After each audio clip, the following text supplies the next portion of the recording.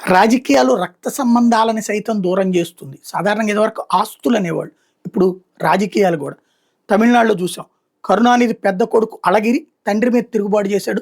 తమ్ముడినే support చేస్తున్నాడు. అళగిరినే party నుంచి బయటికి పంపించేసి స్టాలిన్నే నెత్తిన పెట్టుకున్నాడు స్టాలిన్. అదే కరుణానిధి ఆ రోజున. అది ఒక పక్కన నడిచింది. అట్లాగే ఇప్పుడు కేసీఆర్ కుమార్తె కవిత తండ్రిని మోసం చేస్తున్నారు అంటూ తండ్రిని పాజిటివ్‌గా చెప్తూనే ఆ పార్టీలో తిరుగుబాటు చూస్తున్నాం. అట్లాగే ఇక్కడ అన్నా చెల్లెళ్ళ మధ్యన రగడ. అయితే వైసీపీలో ఇద్దరూ లేరనుకోండి. జగన్ అధ్యక్షుడు, ఆవిడ బయట నుంచి సపోర్ట్ చేసినటువంటి సందర్భం.